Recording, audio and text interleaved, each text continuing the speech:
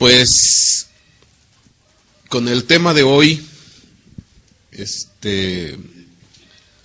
pues cerramos la serie, la temporada. De hecho, esta serie o temporada, como le quiera llamar, pues yo le pondría por nombre Los secretos de la novia. Y este sería el último capítulo. Amén. Que se pudiera seguir hablando más, pero creo que con lo que ya hemos desarrollado pues ha sido más que suficiente. Hemos visto muchas facetas de la novia como constructora, la novia como sacerdote, la novia como guerrera, o sea, como miembro del Consejo Celeste, muchas facetas, ¿no? Pero pues faltaba el último tema, que es la descendencia de la novia. Y pues yo a este tema yo lo nombré los lirios del Cordero y la esposa. Es así como yo nombro este tema. Y ahorita va a ver por qué. Amén. Ok, vamos a ver algunos versículos. Ahorita vamos a empezar con una serie de versículos. Vamos a leer versículos del Salmo 60, del Salmo 69 y del Salmo 80. Entonces, primero vamos a empezar con Salmo 61.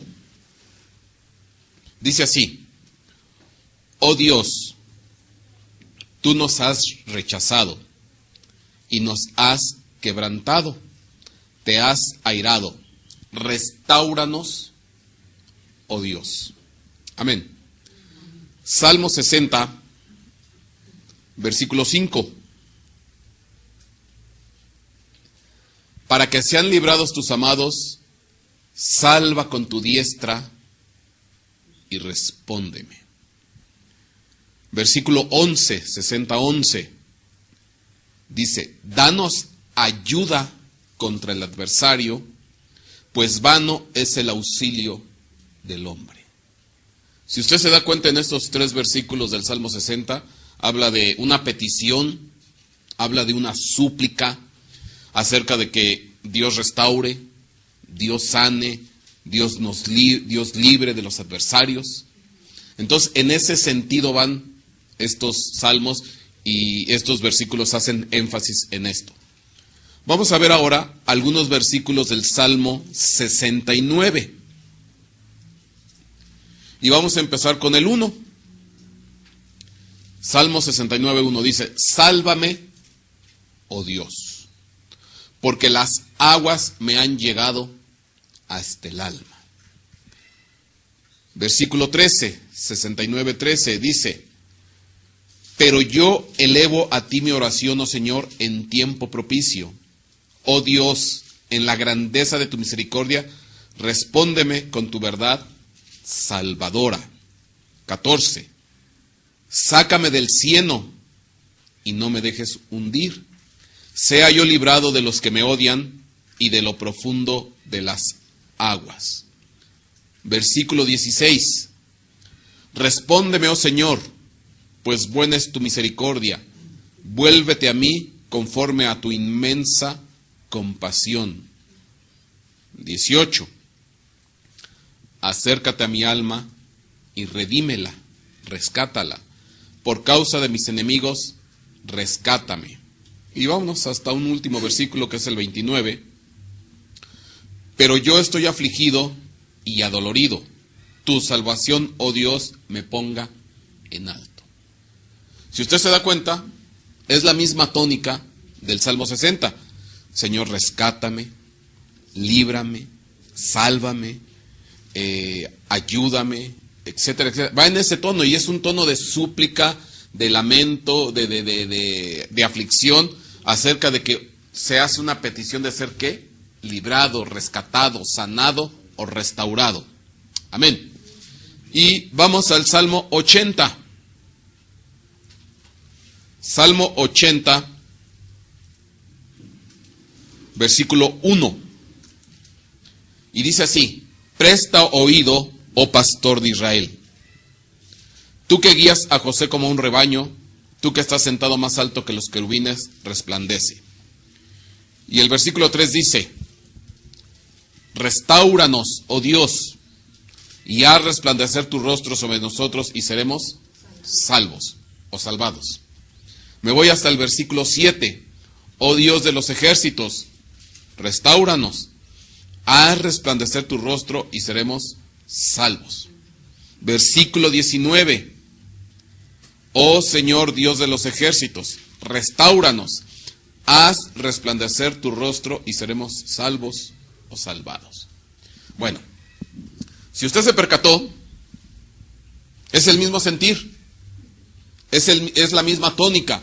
Habla de el Salmo 60, el Salmo 69 y el Salmo 80 son súplicas, oraciones, por cuanto estamos en aflicción, estamos en problemas, estamos en dolor, estamos en angustia, estamos en dificultades y le pedimos a Dios que nos restaure, que nos saque, que nos salve, que nos rescate, que nos redima, que nos ayude. Son súplicas, ¿por qué? Por una restauración, por una salvación, por un rescate. Eso es lo que notamos ahorita en el Salmo 60, Salmo 69 y Salmo 80. Pero bueno, aparte de estas coincidencias, porque en esto coinciden estos tres salmos, coinciden en otra cosa. Por eso es que los escogí estos. Y para eso yo tendría que leerles a ustedes Salmo 60, versículo 0. Salmo 69, versículo 0. Y Salmo 80, versículo 0. Y usted me va a decir, pastor, ¿no tienen versículo 0? Ah, ¿cómo no? Claro que lo tienen. Y normalmente ese versículo nadie lo lee. Pasa desapercibido.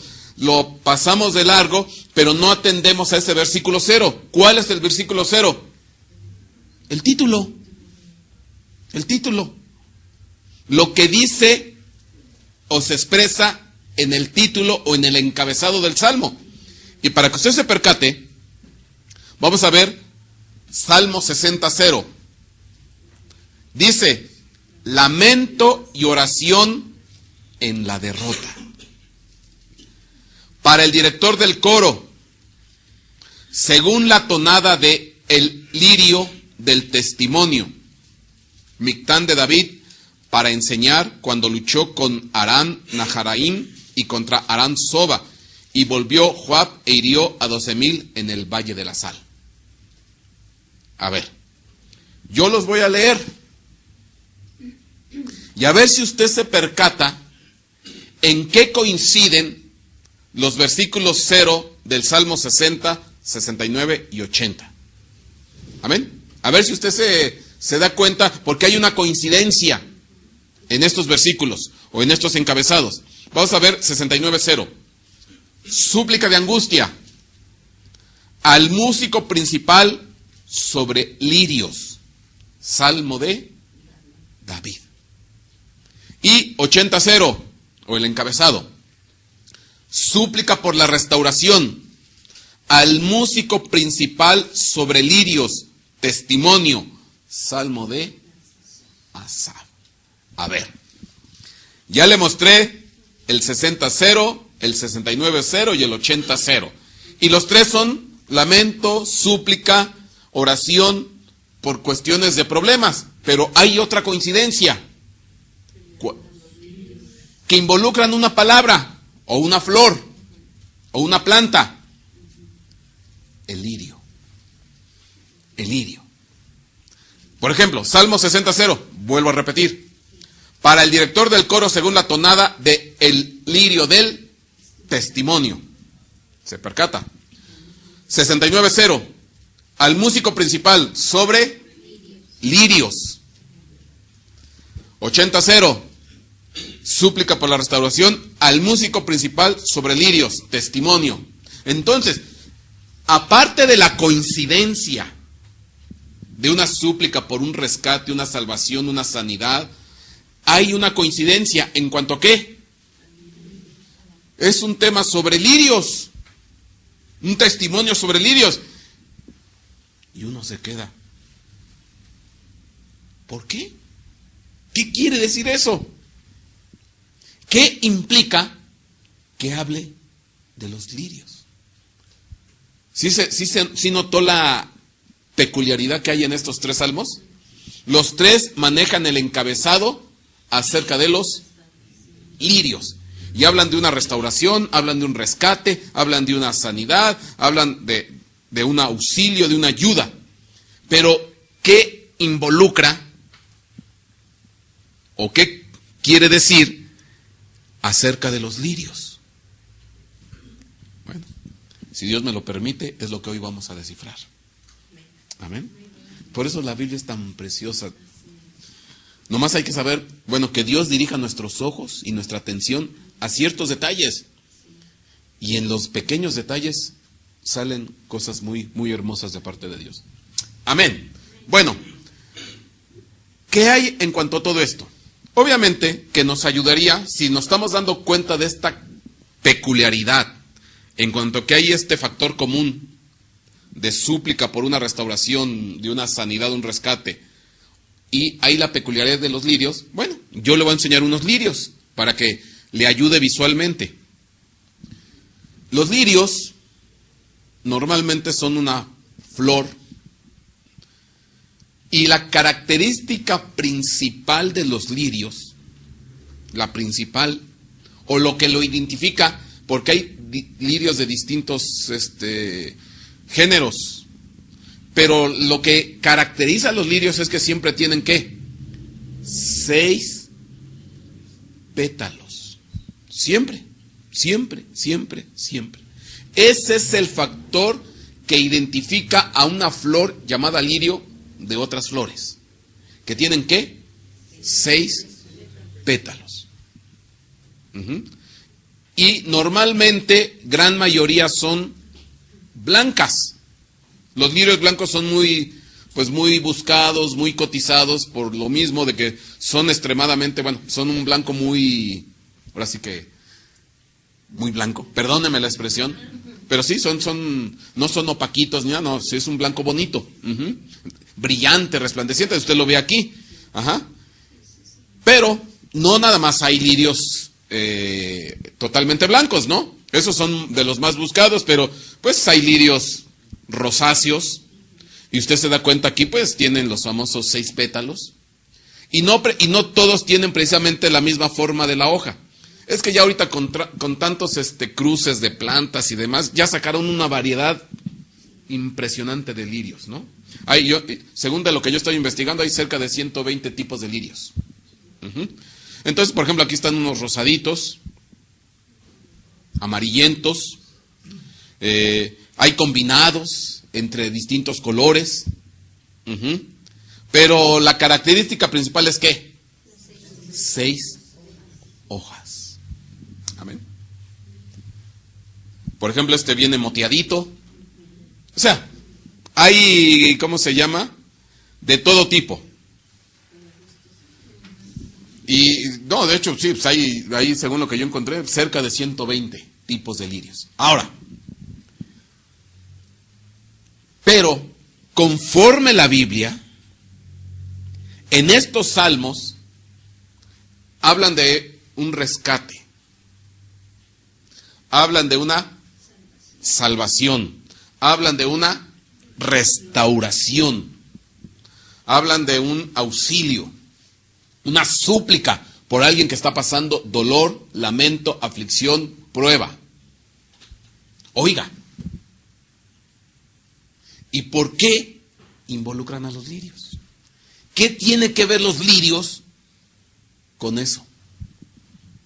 O sea, ¿cuál es el porqué? ¿Cuál es el sentir? ¿Por qué Dios en la palabra o en estos salmos, por qué se les puso ese título? ¿Cuál es lo que Dios quiere mostrar o revelar detrás de esta situación o de esta verdad que estamos viendo?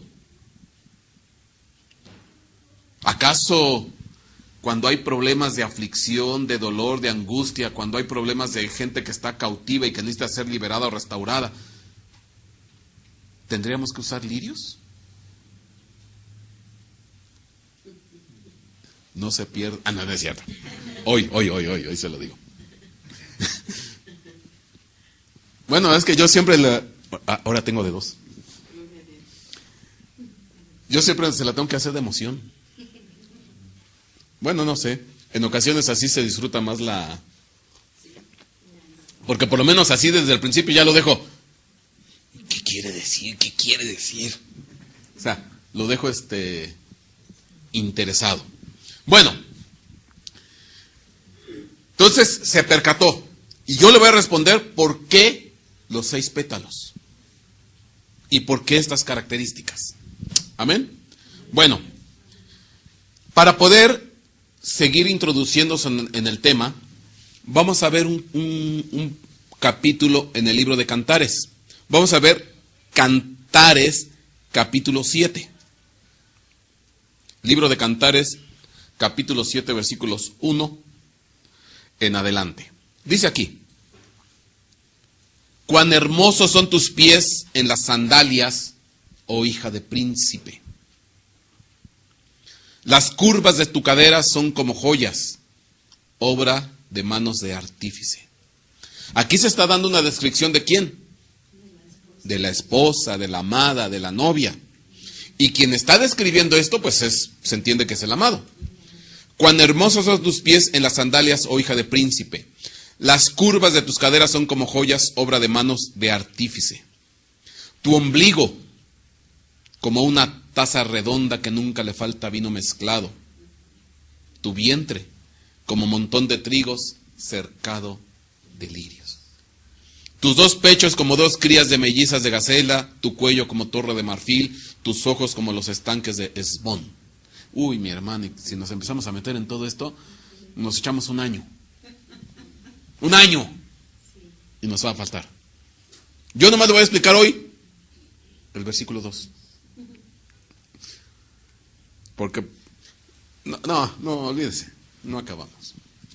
Pero, ¿por qué le digo versículo 2? Dice, tu ombligo, como una taza redonda que nunca le falta vino mezclado. Y tu vientre, como montón de trigo cercado o rodeado de lirios. Obviamente que para nuestra época, estos descripciones, vamos a decir piropos. Si alguien en la calle le dice a una mujer un piropo así como dice, tu ombligo como taza de redonda, que nunca le falta vino mezclado. Se va a voltear y le va o le lo insulta o le da una cachetada o se queda.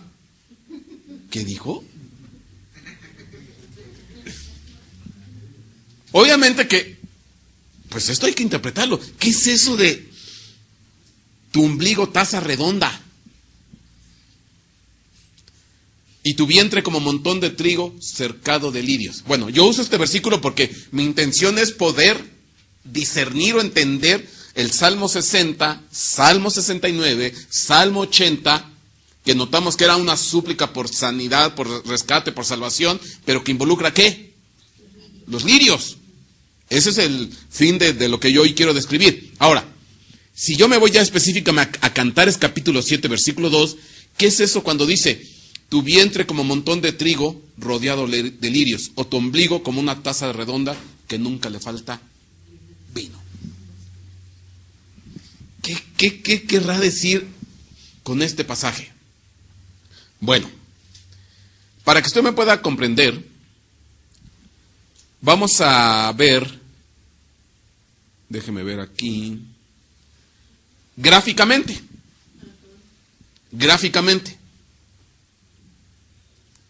A ver, fíjese. ¿Qué estoy poniendo ahí? Un vientre. ¿Lleno de qué?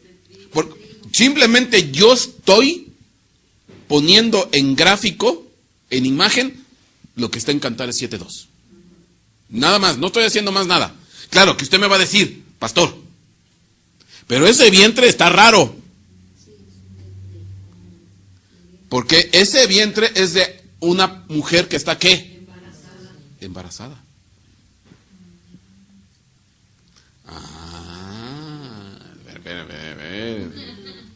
Oiga, ¿acaso la amada de Cantares estaba embarazada? Sí. Bueno, espérame. Todavía yo no digo nada. Yo todavía no digo nada. Déjeme exponer y después regresamos. Pero esto es para que lo vaya viendo gráficamente. Es un vientre lleno de, dice, tu vientre montón de trigo, rodeado de ¿qué? De lirios. Lirios. Ahí está, gráficamente. Pastor, ¿pero qué quiere decir eso?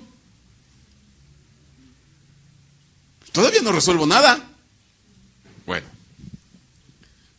como que uno se queda. Miren, ok. Vamos a ver Mateo capítulo 13, versículo 24, y después vamos a regresar a esta imagen. Y vamos a desentrañar este misterio. Mateo capítulo 13, versículo 24. Jesús les refirió otra parábola, diciendo: el reino de los cielos puede compararse a un hombre que sembró buena semilla en su campo. Pero mientras los hombres dormían, vino su enemigo y sembró cizaña entre el trigo y se fue. Entonces, 26. Cuando el trigo brotó y produjo grano, entonces apareció también la cizaña. Ajá. Los siervos del dueño fueron y le dijeron: Señor, ¿no sembraste buena semilla en tu campo? ¿Cómo pues tiene cizaña? Y él les dijo: un enemigo ha hecho esto. Y los siervos le dijeron: ¿quieres pues que vayamos y la recojamos?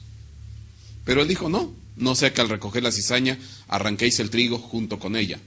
Dejad que ambos crezcan juntos hasta la siega, y al tiempo de la siega diré a los segadores: recoged primero la cizaña, atadla en manojos para quemarla, pero el trigo recogerlo en mi granero. Bueno, esto hay que explicarlo, porque aquí hay muchas cosas. De aquí se dice que hay un hombre que siembra ¿qué? Buena semilla. ¿Y qué es la buena semilla? ¿De qué es? De trigo. La buena semilla es de trigo. Entonces estamos hablando de que es un sembradío de trigo. Ahora, en esta parábola no tenemos tanto problema porque Jesús la explicó. Entonces, pues en eso ya nos ayudó un tantito o un mucho, diría yo, porque él mismo da la explicación. Y en el versículo 33 está la explicación de la parábola del trigo y la cizaña. Y entonces dejó a la multitud y entró en la casa. Y se le acercaron sus discípulos diciendo: explícanos la parábola de la cizaña del campo. Y respondiendo él, dijo: el que siembra la buena semilla es el Hijo del Hombre. El que siembra la buena semilla es el Hijo del Hombre. Y el campo es el mundo. Y la buena semilla son ¿qué? Los hijos del reino. Y las cizañas son los hijos del maligno. Pregunta: ¿de qué era la buena semilla? De trigo. Y dice que la buena semilla es ¿qué? Los hijos del reino. Entonces, ¿el trigo qué está representando? A los hijos del reino. No hay más. El trigo está representando a los hijos del reino. Si yo me regreso al pasaje de Cantares capítulo 7, versículo 2, cuando dice: tu vientre, montón de trigo rodeado de lirios, por lo menos ya puede interpretar la primera parte. ¿Tu vientre qué? Lleno de hijos. O en otra manera, tu vientre es un vientre ¿qué? Fructífero. Es un vientre que no tiene esterilidad y que va a dar ¿qué? Muchos hijos. Va a sacar una grande descendencia. ¿Sí se da cuenta? Entonces, cuando se dice tu vientre montón de trigos, lo que le estaba queriendo decir el amado a la amada es ¿qué? Que ese vientre es un vientre ¿qué? Fructífero, fértil, que va a generar ¿qué? Mucha descendencia. Amén. Amén. ¿Sí se da cuenta? Entonces estamos hablando yo aquí de la descendencia de ¿quién? De la amada. Ya estamos hablando en este caso de la descendencia, de la estirpe, de los hijos de quién y quién. De Jesús y la amada. Como yo le decía la vez pasada, ¿o qué? ¿Se casan y ya? Capítulo final y se cerró el asunto. No, mi hermano, todavía viene la descendencia de los hijos del Cordero y la amada, la esposa. Amén. O sea, todavía falta. En otras palabras, le estoy hablando de sus futuros hijos. Le estoy hablando de sus futuros hijos. ¿Por qué? Porque si usted da la estatura de esposa, usted va a tener ¿qué? Hijos. Usted va a tener descendencia. Amén. Entonces, ya interpreté la primera parte. Pero ahora, me regreso a Cantares capítulo 7, versículo 2.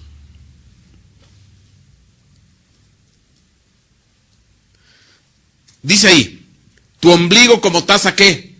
Redonda. Oiga, una pregunta.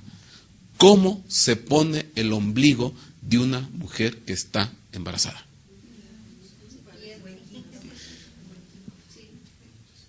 Y también como que le bota, ¿sí? Como que salta.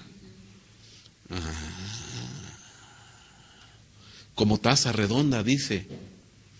Oiga, como que esto apunta, como que esto me quiere decir que están describiendo ¿a quién? A una mujer embarazada. Bueno, como los teólogos se van a jalar los cabellos, se lo voy a poner de esta manera. Una mujer con 100% de posibilidades de embarazarse y tener ¿qué? Grande descendencia. Su vientre, montón de trigos. Pero, hay un detalle. ¿Y los lirios? ¿Y los lirios qué son? Ya descubrimos una parte. Ahora, ¿qué representará los lirios? Amén. Bueno, seguimos descifrando el asunto.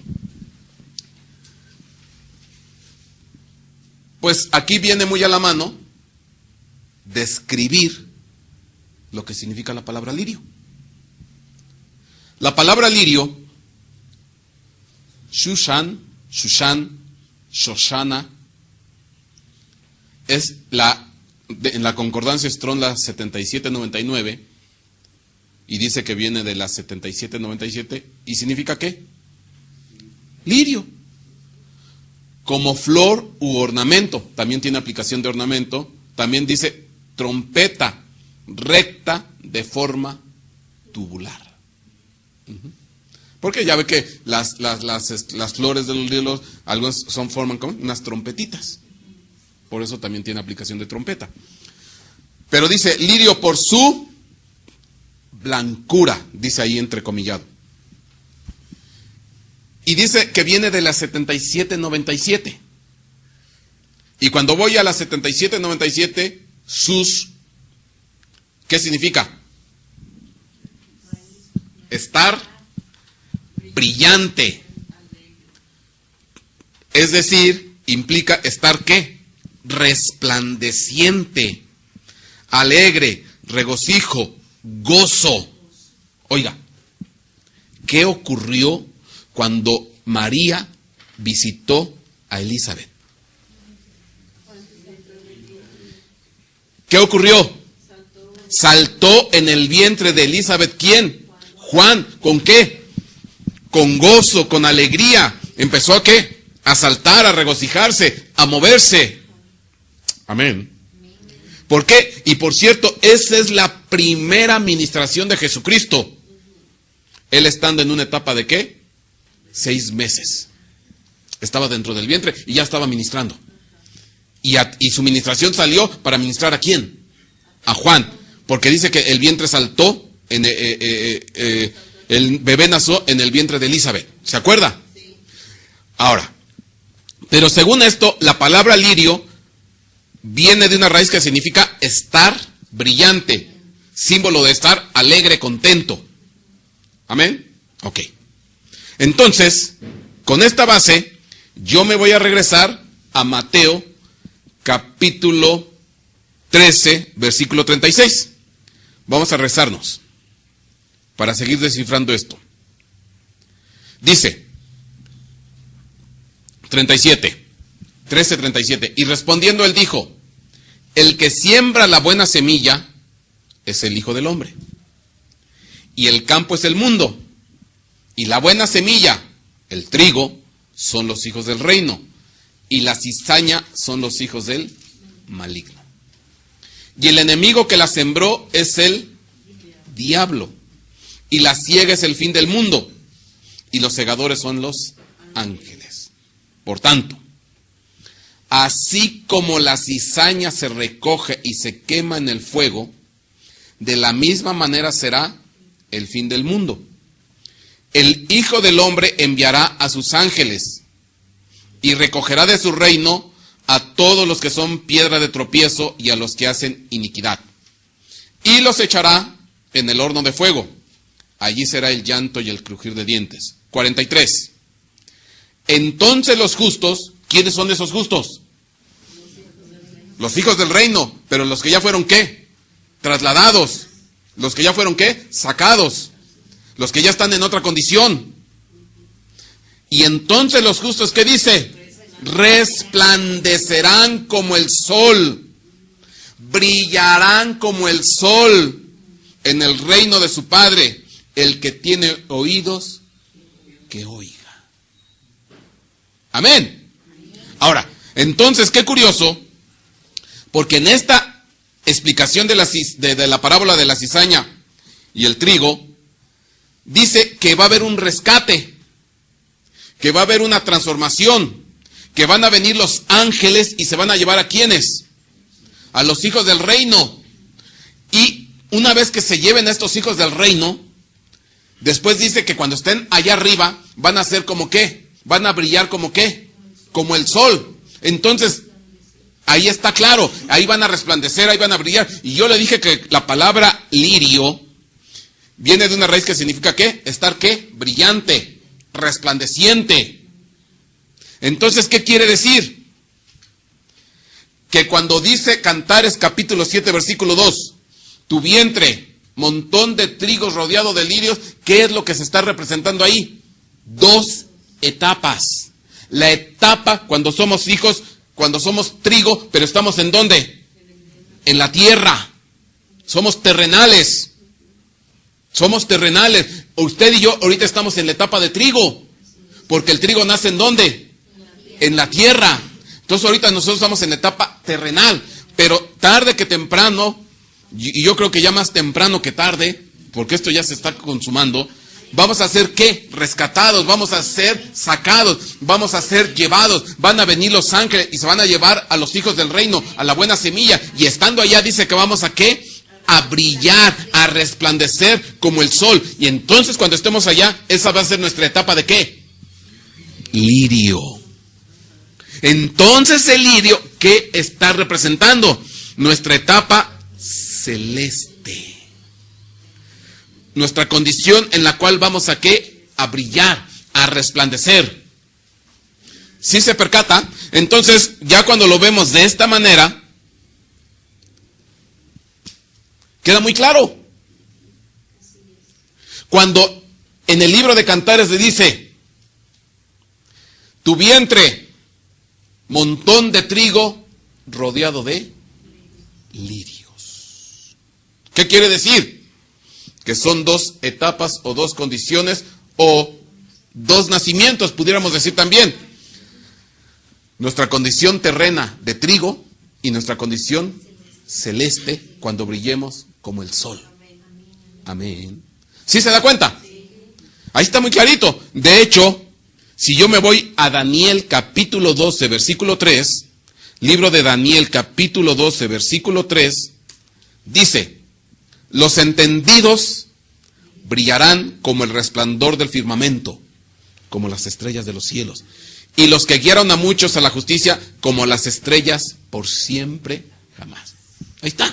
Entonces, ¿qué es lo que se está diciendo ahí? Esa es nuestra condición de ¿qué? Celeste. Condición de lirio.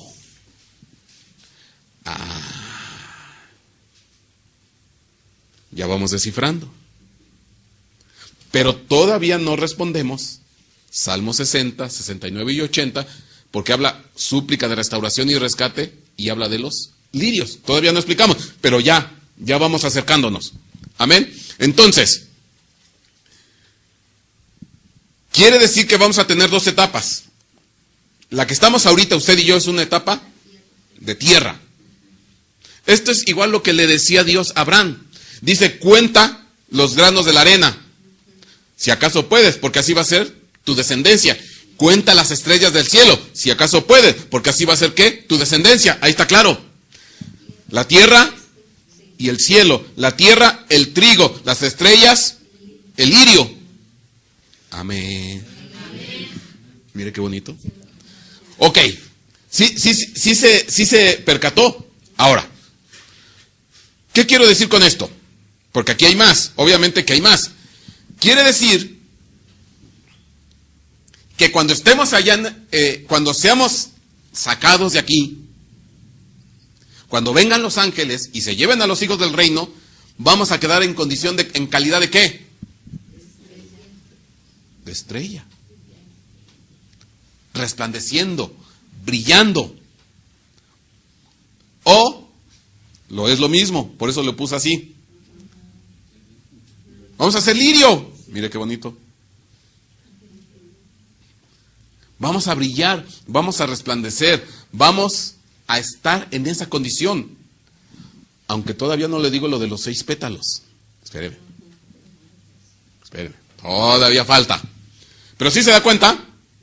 Ahora, si yo le hiciera un acercamiento a este lirio celeste,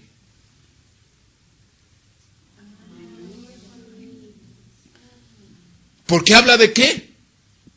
De nuestro nacimiento celeste. ¿Usted recuerda Juan capítulo 3?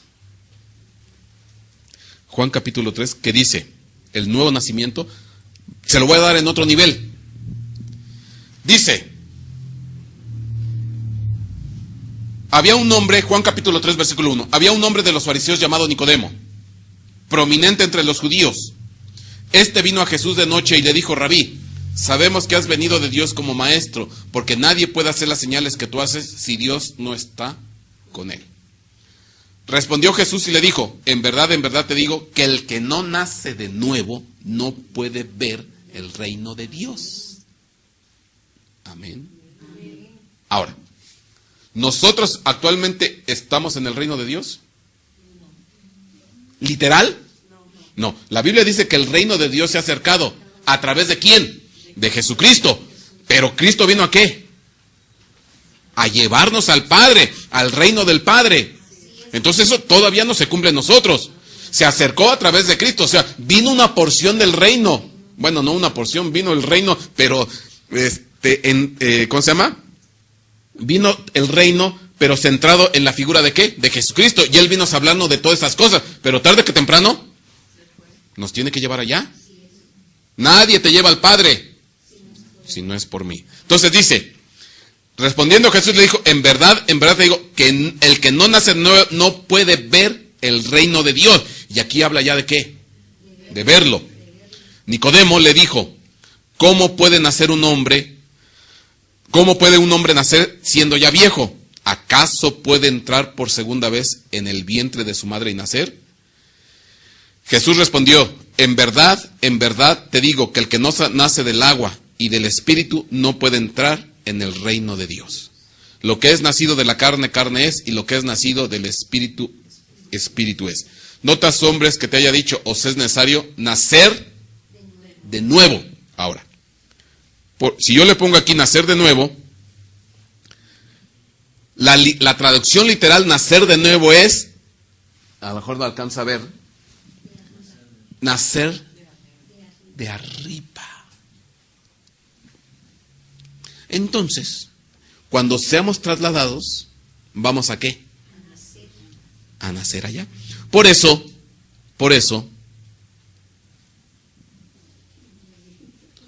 queda muy a la mano esta imagen. No, mire, ya ahora con estos temas, ya hasta editor me tengo que hacer yo de imágenes. Porque tengo que acomodar y pegar y para dar la idea. Entonces, esta es nuestra condición, ¿qué? Nuestro nacimiento celeste.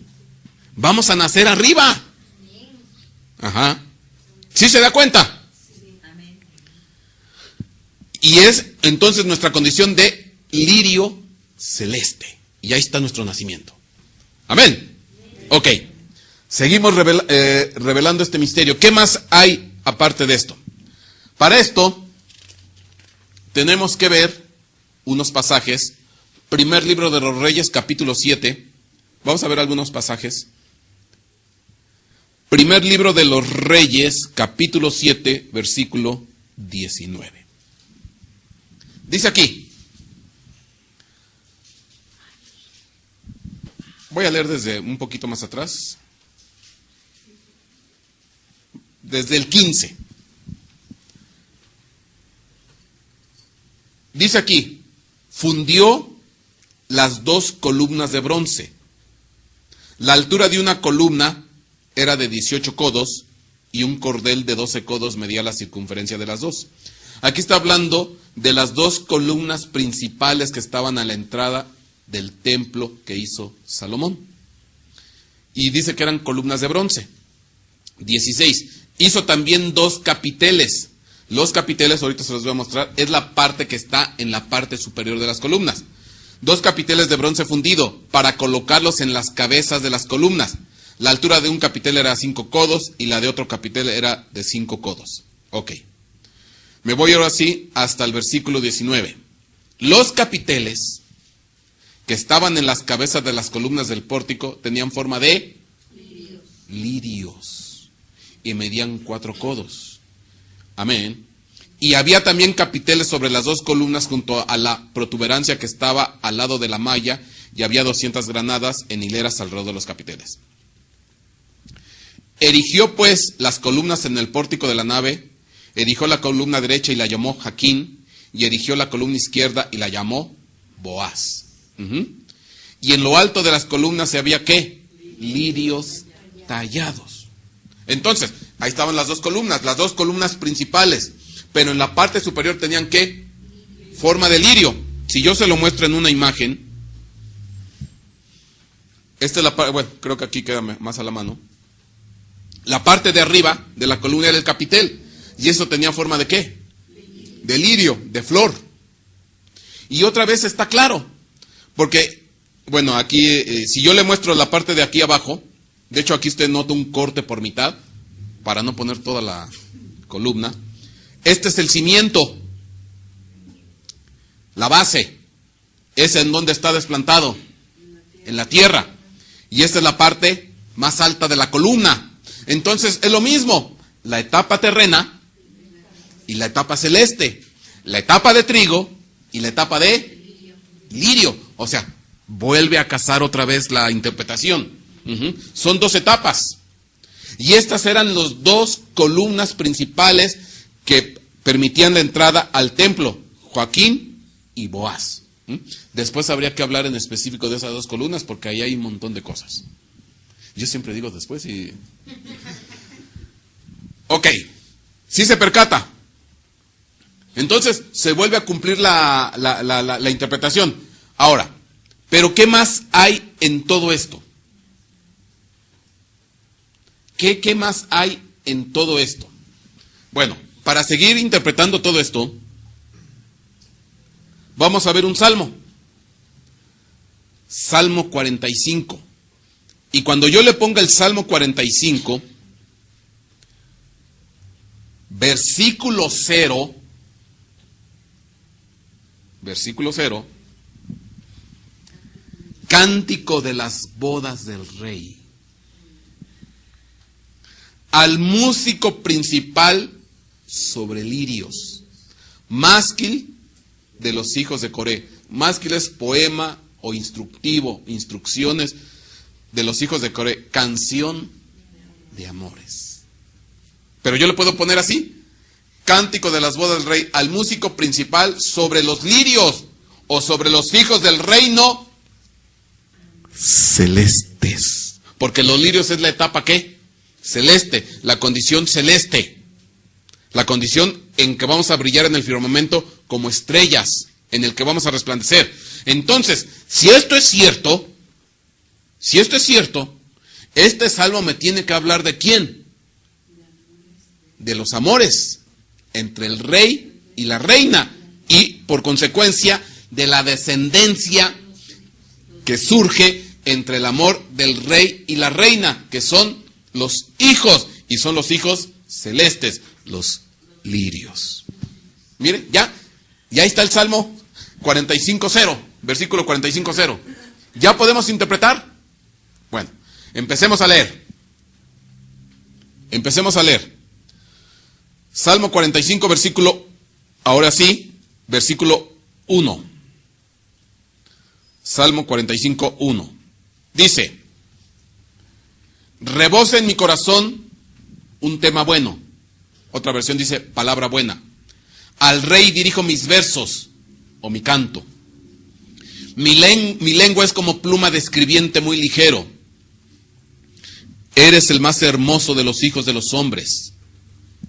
La gracia se derramó en tus labios. Por tanto, Dios te ha bendecido para siempre. Aquí se está describiendo primero ¿a quién? Al amado, al rey, al esposo. Dice: eres el más hermoso de los hijos de los hombres, la gracia se derramó en tus labios, por tanto Dios te ha bendecido para siempre.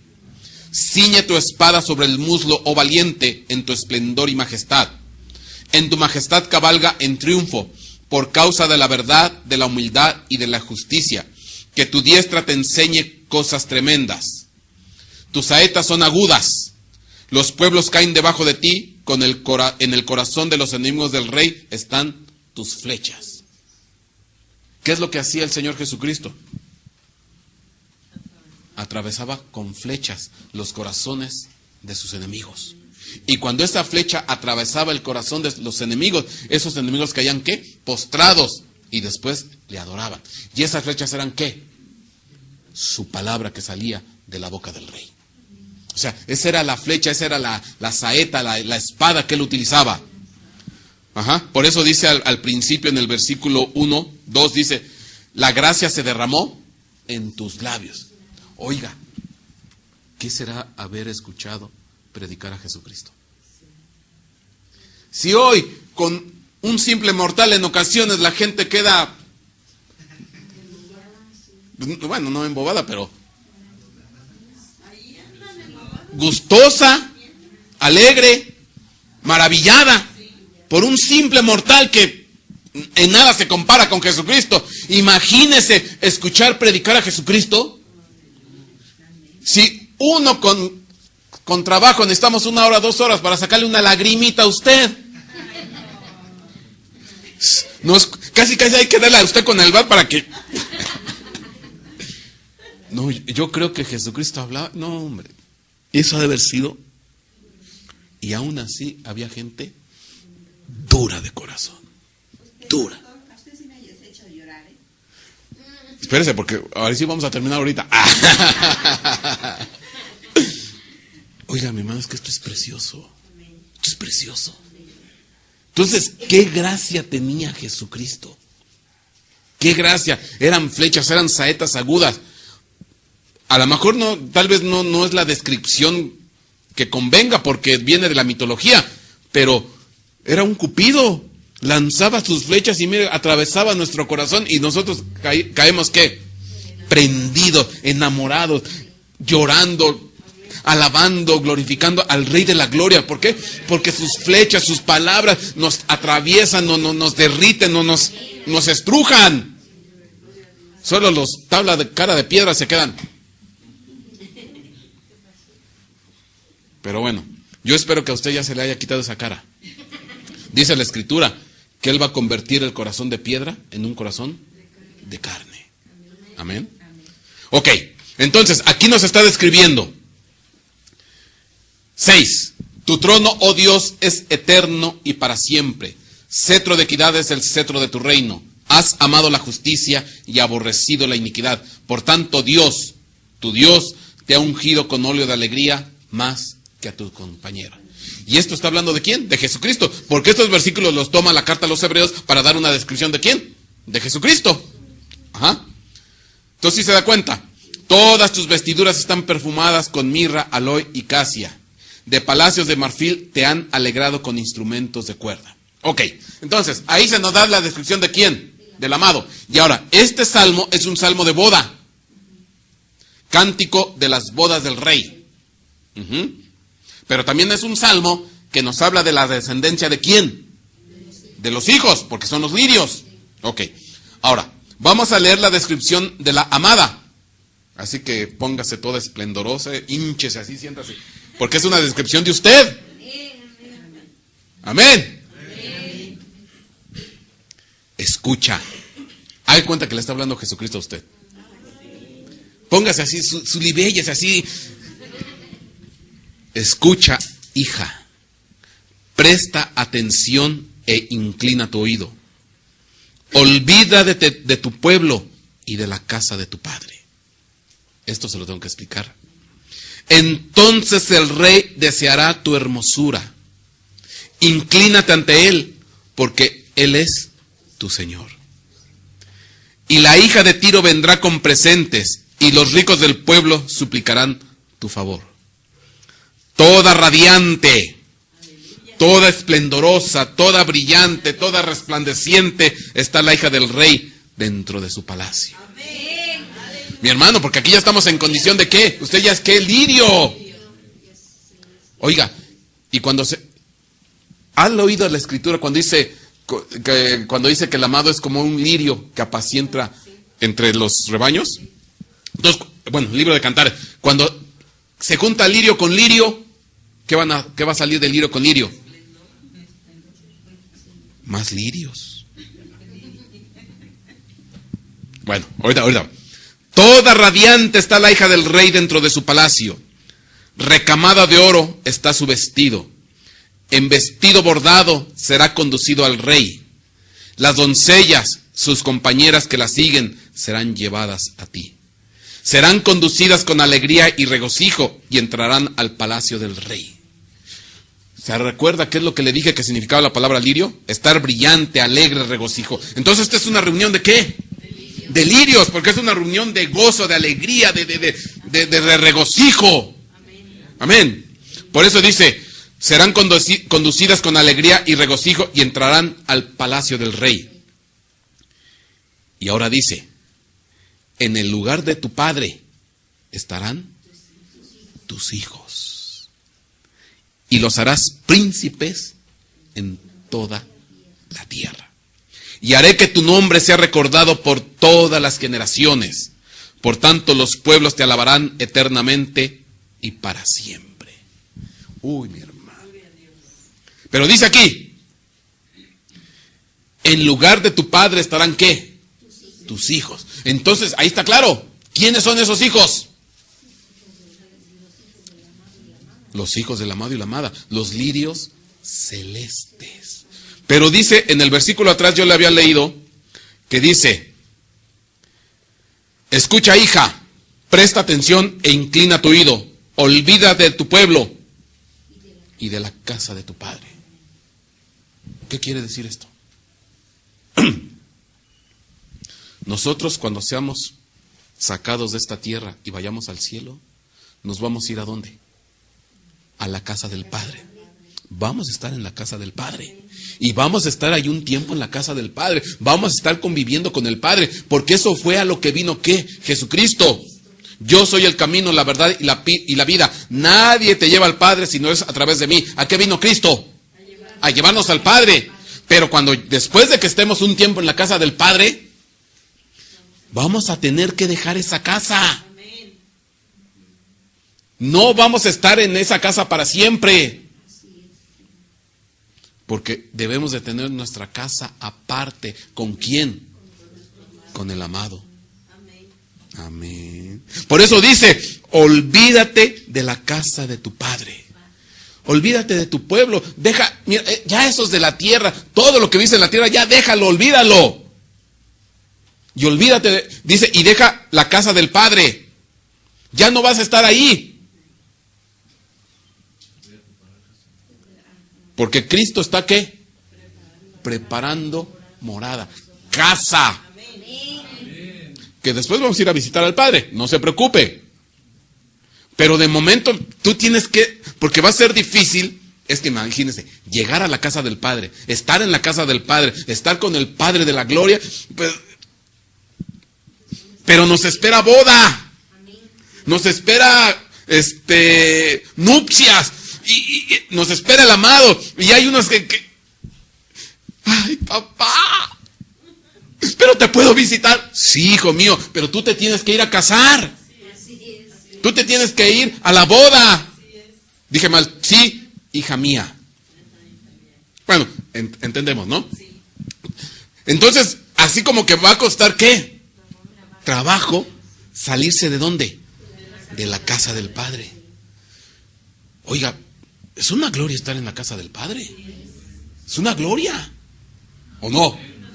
Pero también es una gloria. Oiga, ¿no va a ser una gloria casarse con el amado? Casarse con el Cordero, con el Rey de Reyes, Señor de Señores. ¿Y no es una gloria tener una descendencia con Él? Entonces así como que nuestro corazón se va, ¿qué? Se va a hacer para acá y para allá y para allá. ¿El Padre o el Hijo? Amén. Pero bueno, los que dieron la estatura, se tienen que salir de la casa del Padre. Se tienen que salir de la casa del Padre a irse a la casa del amado. Entonces, bueno, esto ya sería otro tema. Hay unos que van a llegar a la casa del Padre y no van a salir de la casa del Padre. Ahí se van a quedar. Amén. Hijo, ya, y ese sería otro tema, pero bueno, ya, aquí cerramos la temporada. Pero hay unos que se van a salir, que van a llegar a la casa del Padre, pero no van a salir de la casa del Padre. Esos se van a quedar en la casa del Padre. Y hay otros que sí, que son la novia esposa, que van a tener que dejar la casa para irse ¿a dónde?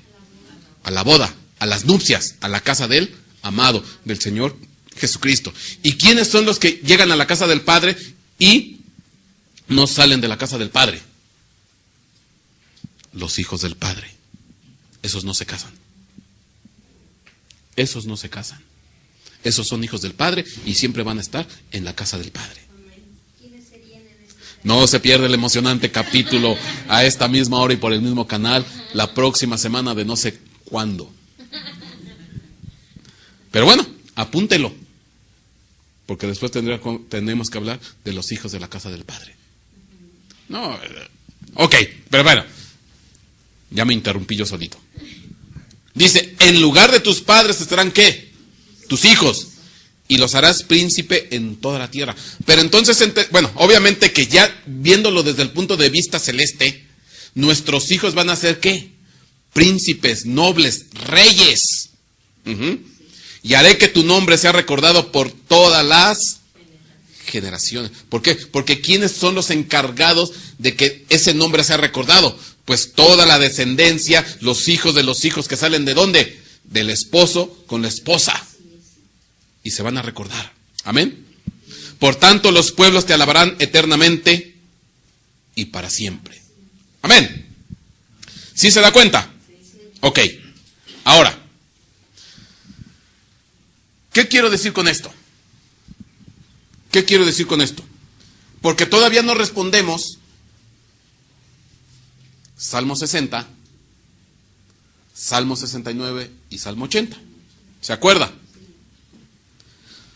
Que eran súplica, lamento, oración por un rescate, por una salvación, por una ayuda, por un auxilio. Y estos tres salmos hablan acerca de los lirios, de los hijos celestes. Y uno pregunta, ¿por qué?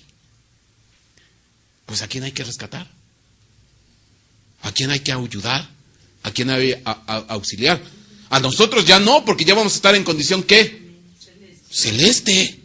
Ya nosotros en condición celeste, ni modo de que nos van a rescatar y ayudar. No, es más, y ya vamos a estar casados ¿con quién? Con Jesucristo.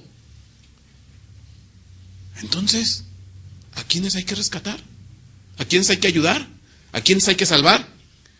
No es salvación para los lirios. Ellos ya están resplandeciendo en el firmamento. Ellos están ya brillando como las estrellas del cielo. Ellos ya están casados con el Señor Jesucristo.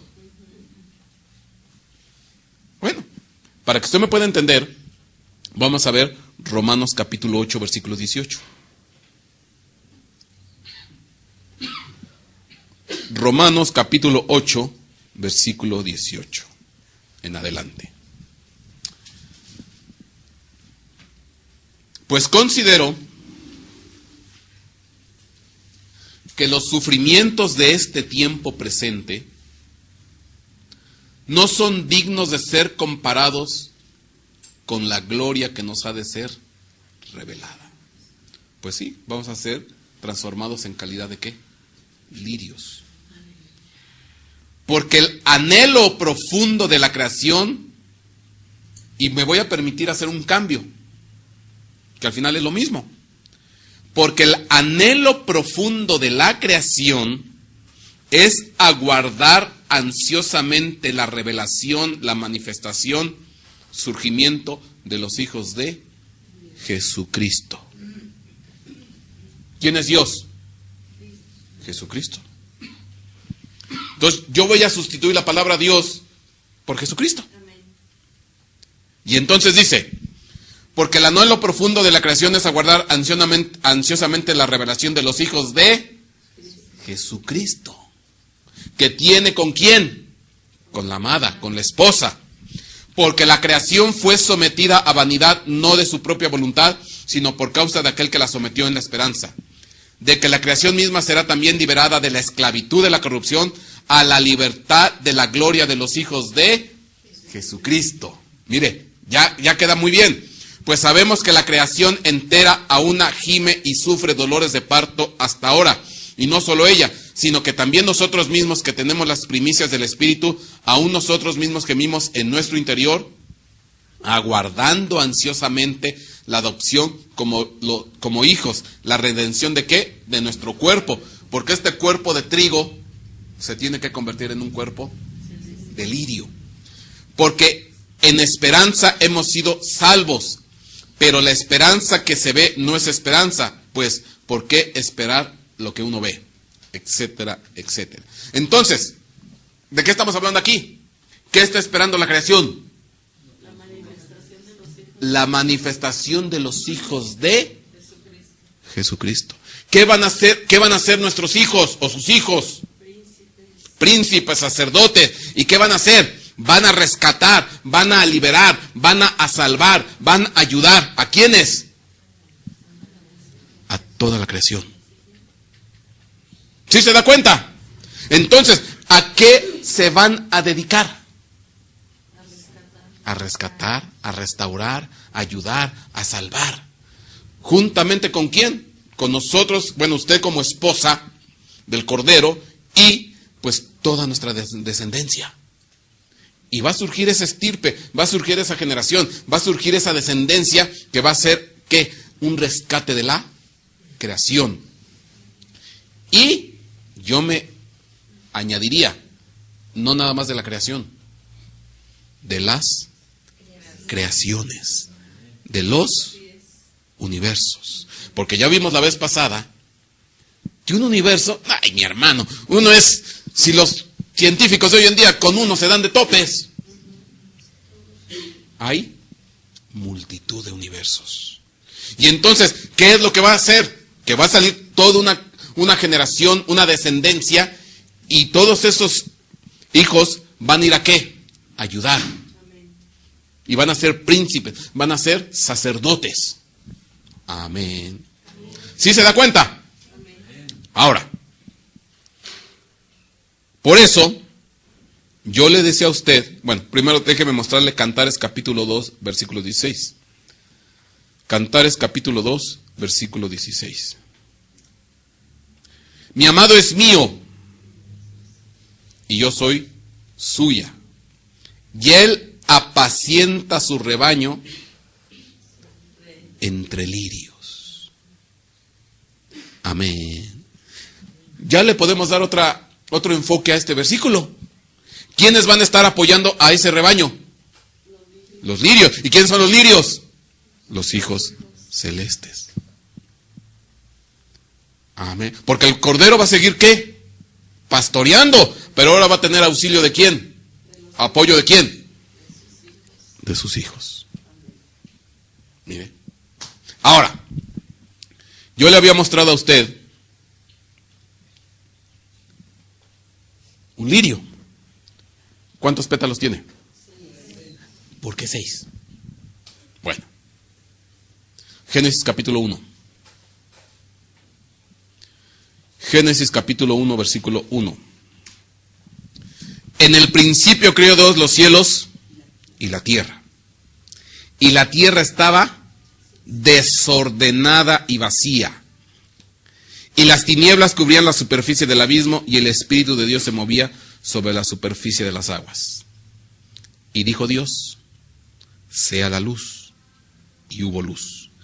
Y vio Dios que la luz era buena, y separó Dios la luz de las tinieblas. Y llamó Dios a la luz día, y a las tinieblas llamó noche, y fue la tarde y la mañana de un día.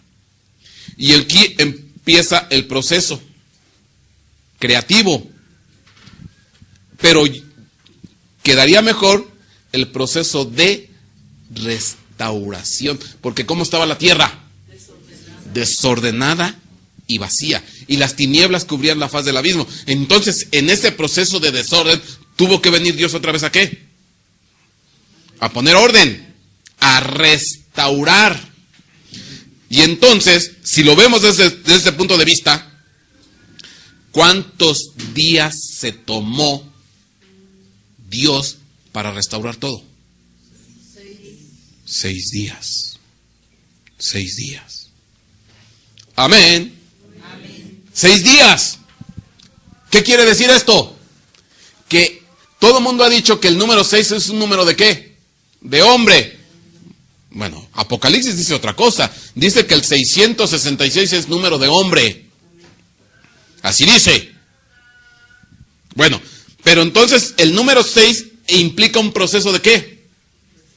De restauración. Y ahora, entonces, ¿qué quiere decir? Por eso los lirios aparecen ¿con qué? Con 6 pétalos. Porque ¿qué es lo que van a hacer? Restaurar, reedificar. Amén. Yo no sé, no tengo el pasaje a la mano. Déjeme ver si lo puedo buscar rápidamente. Porque hay un pasaje, usted recuerda que David hizo un primer intento de llevar el arca del pacto que estaba en Silo a Jerusalén. Y le salió todo mal. Le salió pero mal. Tan es así, déjeme buscar aquí. A ver, 6. Porque no tengo la cita exacta. Y ahorita le platico ese detalle.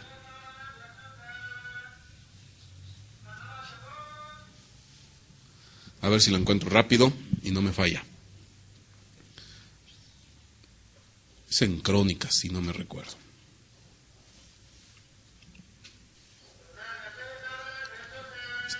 No, Samuel. Segundo libro de Samuel, capítulo 6, versículo 13. Vamos a leer. Segundo libro de Samuel, capítulo 6, versículo 13. Aquí se lo voy a poner.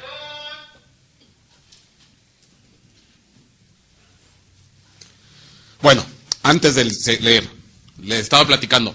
David hizo un intento de llevar el arca del pacto, que estaba en Silo, a Jerusalén. Y él transgredió, pues, varios de los principios dictados por Dios con respecto del arca. Por ejemplo, Dios decía con respecto del arca que tenía que ser cargada sobre hombros. Y resulta ser que cuando él traslada el arca en la primera vez, no la llevó sobre hombros, o sea, con unas varas. Precisamente para eso eran las varas que tienen el arca del pacto. Sino que la trasladó ¿en qué? Carreta. En carreta, jalada por bueyes. Entonces, transgredió ahí las indicaciones de Dios. ¿Cuál fue la otra transgresión? Que los que tenían que manejar el arca eran ¿quiénes? Sacerdotes.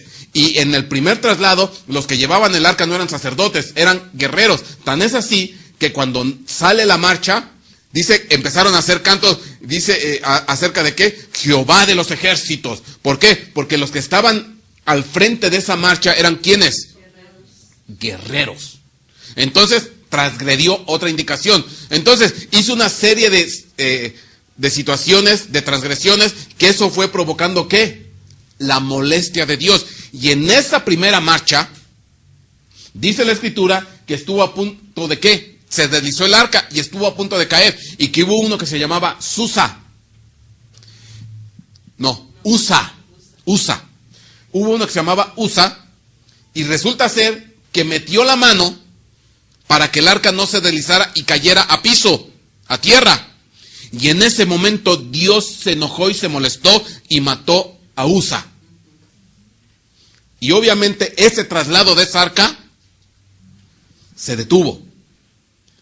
Y bueno, eso hay que explicarlo porque, imagínense, ¿eran buenas intenciones de quién? De Usa. Impedir que el arca se deslizara y cayera a tierra. Oiga, pues ¿qué tiene de malo? Si al contrario se impidió que se estrellara en el piso. Pues con todo y todo, Dios se molestó y lo mató. Al poco rato narra que David se molesta, se enoja y dijo, ¿qué tienes, Dios? ¿Por qué haces esto? ¿A Usa también lo matas? Total, por esa situación el arca la fueron a... No me recuerdo a este personaje, pero la fueron a introducir a la caja de un Obed-Edom el Eteo, algo así, Obed el Eteo. Ajá. Y ahí se quedó un cierto tiempo, unos cuantos meses. Pero fue producto de la transgresión. Ahora, lo que causa curiosidad, ¿por qué mataron a Usa? O sea, si al final eran buenas intenciones ¿de quién? De Usa. Impedir que el arca se deslizara y cayera a piso. Y eso no valió y Dios lo mató. Porque bueno, se entiende que nadie debería de manejar el arca, los sacerdotes.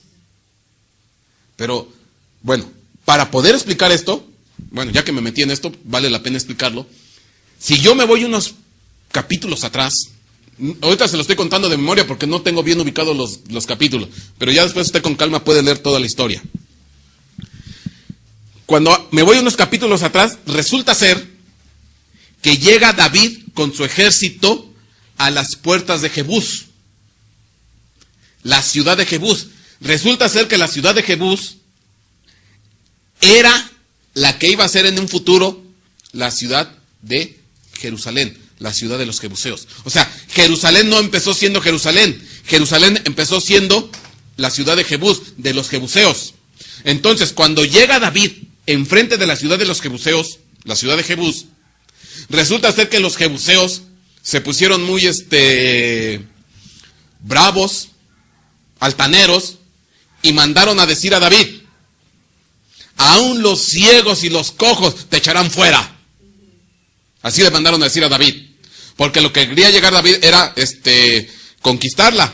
Y estos se pusieron bravos y dicen, no, dice, los ciegos y los cojos te echarán fuera. Bueno, ¿cuál fue la situación? Pero déjeme decirle que eso no lo dijeron los ciegos y los cojos. Eso lo dijeron los dirigentes de la ciudad de Jebús. Bueno, tal fue el coraje, la molestia, el enojo de David, que manda una orden. Vayan, suban por el túnel o entren por el túnel. Y dice, y maten ciegos, cojos y enfermos. ¿Tiene el versículo? Sí. A ver, yo estoy predicando aquí de memoria y mejor démelo. Es el 5. ¿Pero qué es? ¿Primero o segundo de Samuel? No recuerdo. De Samuel 5, segunda de Samuel 5, el 8. Ok, segundo libro de Samuel 5:8. Ahí está. Segundo 5.8. Dice: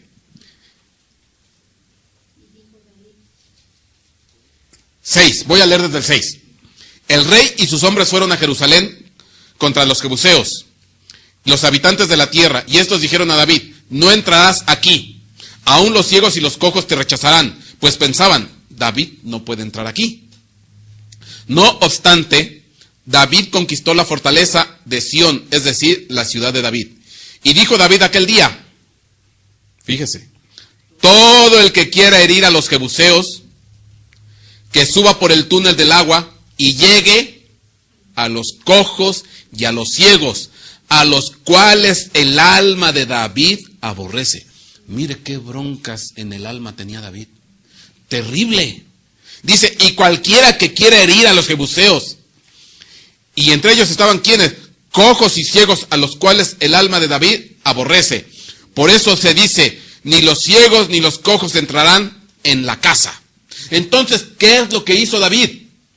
Mandó un ejército. Y déjeme decirle que si en ese tiempo el ejército más temido era ¿de quién? De David. Era un capitán. Y luego recuerde que David tenía sus 30 valientes. O sea, era un ejército temible. Mandar un ejército contra ciegos y a cojos, porque ¿dónde estaban los ciegos y los cojos? ¿Metidos en dónde? En el túnel. Haga de cuenta que eran las, ¿cómo se llama? Los caños, ¿cómo les llaman? El drenaje. No, normalmente muchas de las personas que viven en estados de miseria en extremo, indigencia, ¿a dónde van a vivir? Aún en las coladeras. Entonces había un túnel que pasaba por debajo de la ciudad. Y ahí estaban recluidos la gente de escasos recursos, los indigentes, los ciegos, los cojos. O sea, los desechados de la ciudad. ¿Cómo cree usted que que David mande un ejército contra ciegos y cojos? ¿Qué gloria hay en matar o herir a gente en esa condición? ¿Usted cree que eso glorifica a David? ¿Usted cree que eso lo honra a David? ¿Usted cree que esto era aprobación de Dios? ¿Que era beneplácito de Dios? Que David mande un ejército para destruir y arrasar y lastimar a ciegos y a cojos que no se pueden mover, que no se pueden desplazar, que no pueden pelear. Pues obviamente que no. Y todavía dice: mi alma los aborrece y nunca van a entrar en mi casa. Bueno. 9. Y David habitó en la fortaleza y la llamó la ciudad de David. Sí, pues yo la conquisté. Y para conquistarla, tuve que matar ciegos y cojos. Uy, mira qué gloria y qué honra. Te dignifica mucho eso, David. Y edificó David la muralla en derredor desde Milo hacia adentro. Y David se engrandecía cada vez más porque el Señor Dios de los ejércitos estaba con él. Etcétera, etcétera. Bueno, ¿qué quiero decir con esto? Cuando dice en el versículo, cuando David siente en su corazón, ¿qué versículo le había dado hace ratito? Donde estaban lo de los, ya ni me acuerdo. 6:13, ¿verdad? Ok. Mire, pues ahí está lo que le estaba diciendo. Segundo de Samuel 6:6, pero cuando llegaron a la era de Nacón, Uza extendió la mano hacia el arca de Dios y la sostuvo, porque los bueyes casi la volcaron. Se encendió la ira del Señor contra Uza, y Dios le hirió allí por su irreverencia, y allí murió junto al arca de Dios. Ahora, pero mire por favor, si yo me voy al principio, dice ahí, pusieron el arca de Dios, versículo 3, sobre un carro nuevo, para que la pudieran llevar a la casa de Abinadab, que estaba en la colina. Uza y Agío, hijos de Abinadab, guiaban el carro nuevo, y lo llevaron con el arca de Dios de la casa de Abinadab, que estaba en la colina, y Agío iba delante del arca. David y toda la casa de Israel se regocijaban delante del Señor, con toda clase de instrumentos hechos de madera, de abeto, y con liras, arpas, panderos y castañuelas, etcétera, etcétera. Y entonces ya ahí viene cuando ¿qué? Usa, mete la mano para detener que se volcara. La pregunta es, ¿por qué se habrá molestado Dios? Ciertamente no cumplieron con el precepto de llevarle en hombros. Ciertamente no cumplieron con el precepto de que fueran ¿qué? Sacerdotes, eran guerreros. Pero si la intención del corazón de Usa era detener el arca, ¿por qué Dios se enojó? Y lo mató. Yo le hago una pregunta. ¿Cuántos habrá herido, lastimado y matado Usa cuando se introdujo por el túnel y arrasó con ciegos, cojos, enfermos, indigentes? Entonces esa mano era una mano ¿de qué? De sangre. Era una mano de un asesino, de un lastimador, de un heridor, de un abusador, que se fue en contra de ¿qué? Gente desvalida. Entonces, obviamente, Dios no iba a avalar la mano de un asesino.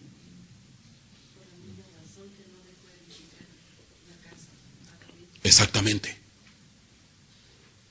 Exactamente. ¿Se da cuenta? Entonces, por eso, mire, yo creo con todo mi corazón que si, aunque se la llevaron en carreta con bueyes, aunque no eran sacerdotes, pero si el que hubiera tocado el arco hubiera sido un sacerdote para evitar que se deslizara, no pasa nada y llegan. Porque grande es la misericordia de Dios. Y le voy a hacer una pregunta. Dice la Escritura, glorificad a Jehová, porque Él es bueno y para siempre es su misericordia. Uno de los principales motivos por los cuales nosotros alabamos a Dios es ¿por qué? Por su misericordia. Y yo pregunto, ¿qué misericordia tuvo David con los ciegos, con los cojos, con los desvalidos? ¿Hubo misericordia de parte de él? Ninguna. Pero eso sí, sale una marcha alabando, glorificando, exaltando, con tamboriles, con arpas, con panderos, con cantañuelas, con címbalos, con todo tipo de instrumentos, alabando a Dios. Pero el principal motivo por el cual alabamos a Dios es porque para siempre es su misericordia. Entonces esa alabanza no era del agrado de Dios. ¿Y sabe qué significa Usa? Alabanza. Usa significa alabanza. Mi hermano, qué tremendo. Entonces, lo que debe de mover una alabanza, y aprovecho aquí el tema, lo que debe de mover un grupo de alabanza es ¿qué?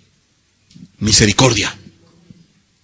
Yo me he cansado de decirles a los de allá, cuando el momento más delicado, más especial, no es la alabanza de al principio, es la alabanza cuando se está ministrando al pueblo, porque es cuando el pueblo se está levantando, es cuando el pueblo lo están consolando, es cuando el pueblo lo están sanando, es cuando el pueblo lo están rescatando, lo están ayudando, cuando se le está ministrando.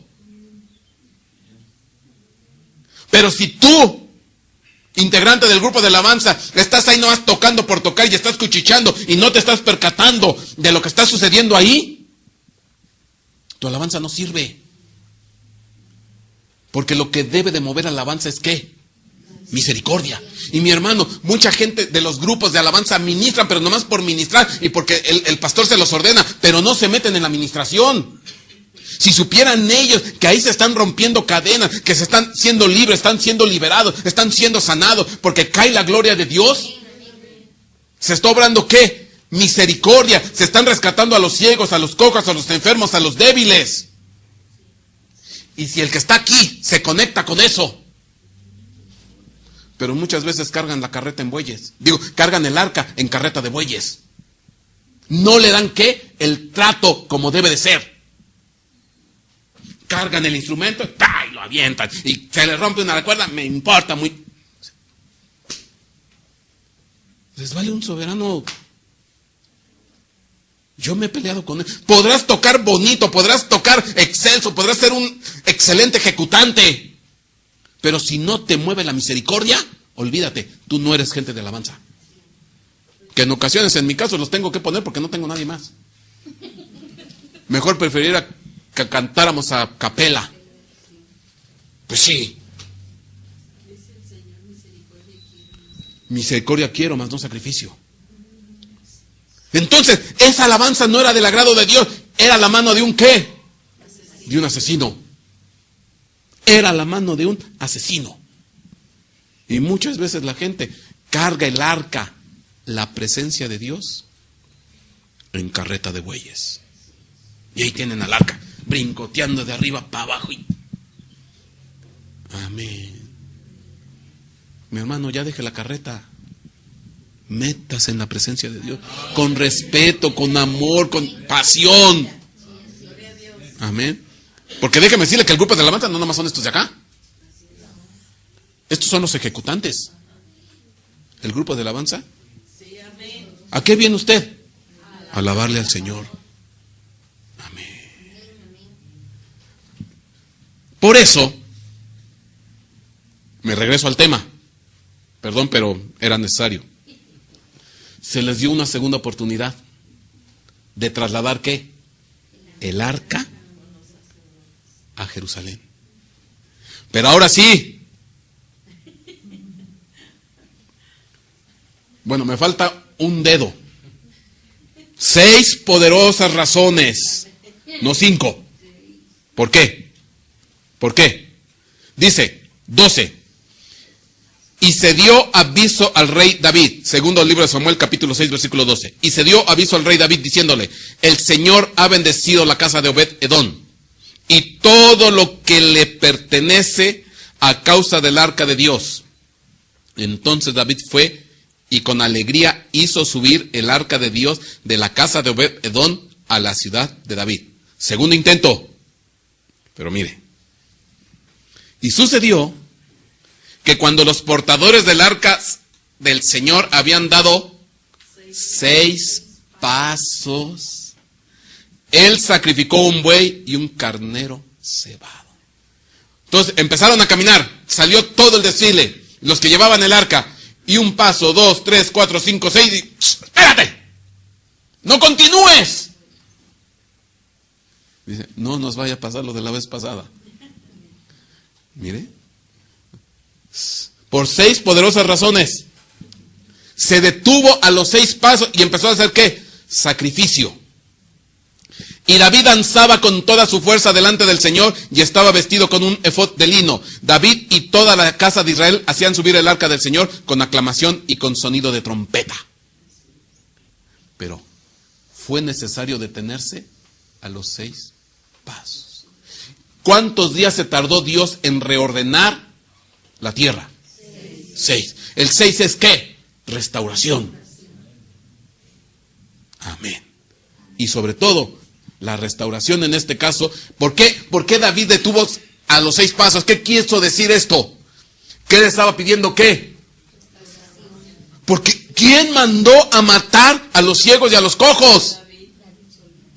Él tuvo que dejar su etapa de trigo terrenal, de trigo burdo, de trigo corriente, de trigo áspero, de trigo... Y tuvo que adquirir la calidad de ¿qué? Lirio. Entonarse con el mundo celeste de acuerdo a los principios del cielo. Porque él mandó a ¿qué? Él fue el causante de la muerte de ¿quién? De Usa. Él fue el que dio la orden al ejército para que fuera y destruyera. Él era el que aborrecía ¿a quién? A los ciegos y a los cojos. Mi alma los aborrece. Y nunca van a entrar en mi casa. Y con perdón de la expresión, con perdón de la frase, se tuvo que tragar sus palabras. Así, con toda la letra lo digo. Porque después resulta que cuando de los hijos de de Saúl, dice, ¿quién queda de la casa de Saúl que yo haga misericordia? ¿Quién de la casa de Saúl? No, pues ahí está, ¿cómo se llama? El que tenía problemas de... Mefiboset. No, pues ahí está Mefiboset. ¿Que él era qué? Estaba lisiado desde pequeño porque su nana se cayó sobre de él. Creo que desde los 5 o 6 años, por ahí, si mal no recuerdo, desde pequeño. Dice, ¿quién queda de la casa de Saúl para que yo haga misericordia? Estaba bien preocupado. ¿A quién le hago misericordia? Nada más está Mefiboset. Y es cojo. Y dice que Mefiboset todos los días comía en la mesa del rey. No que no iba a entrar ningún cojo en su caja. No que no iba a entrar ningún lisiado.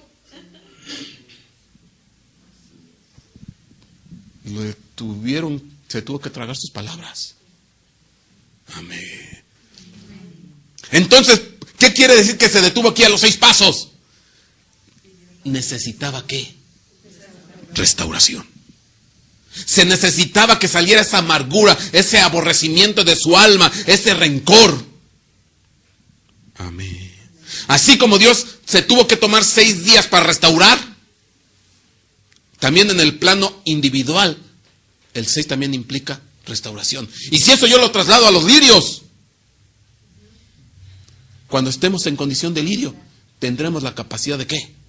De restaurar. Pero ahorita en este momento tenemos que ser ¿qué? Restaurados. Porque nosotros ahorita somos como el David que carga el arca en carreta de buey. Más burdos y más toscos y ásperos que nada. Somos, ¿cómo llevamos la presencia de... Ay, mi hermano, ¿a poco usted cree que la presencia de Dios que habita aquí en nosotros, en nuestro corazón, la llevamos como debe de ser? No, mi hermano. Si cuando usted viene aquí, usted viene en su coche, ay, voy al estudio del pastor Ignacio Arcila. No, hombre, está buenísimo el estudio del pastor Javier Soria, del Vicente. Y de repente se le cierra un coche. ¡Hijo de...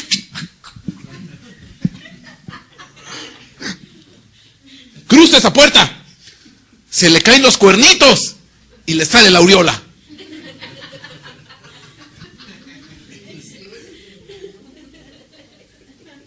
¡Qué hipocritón!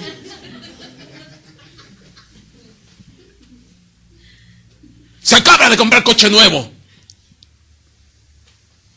No, y usted lo cuida, pero... bonito, bonito. Se sube su hijo y se sube esposa y le dan el portazo. ¡Pah!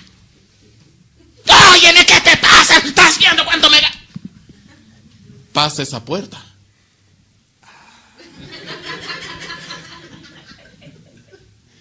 Usted lleva el arca en carreta de buey. De bueyes. Amén. Y luego por sus tonteras, otros son los que pagan el pato. En este caso, ¿quién lo pagó? USA. Y eso sí, viene a alabar al Señor.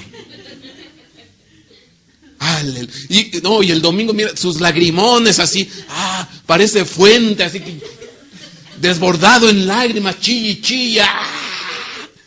Cualquiera que lo viera, ay, qué hermano tan consagrado. Ay, aleluya, gloria a Dios.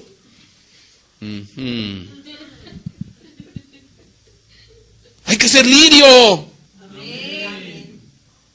Hay que estar conectado con ¿qué? Con los principios de Dios, los principios del cielo, el reino de los cielos, brillando. Entonces ahorita estamos en la etapa de ¿qué? De trigo, terreno. Entonces somos muy terrenales todavía. Amén. Llevamos el arca en carreta de buey. Pero eso sí, nos sentimos todos unos guerreros. Y Jehová te reprenda, y demonio inmundo, yo te echo fuera. ¡Qué guerrerazo! Pero ¿cómo lleva el arca? ¿Qué será mejor? ¿Echar fuera 20,000 demonios? ¿O llevar el arca con decencia y como debe? Pues sí. Amén. Por eso es el 6. Lirios. Pero no se preocupe. A lo mejor usted todavía no llega. Ni yo. Pero para allá vamos. Porque si nosotros vamos a educar a nuestros hijos celestes, pregunto yo, ¿qué les vamos a educar? ¿Así nuestra condición terrena? No, hombre. Imagínense. Pobres chamacos van a salir todos torcidos, deformados.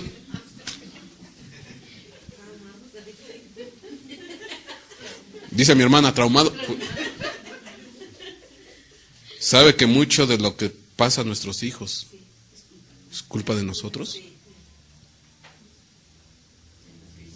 Ya me vio feo. No, es que él se porta mal, no, es un desobediente, es un desobligado. Espérese.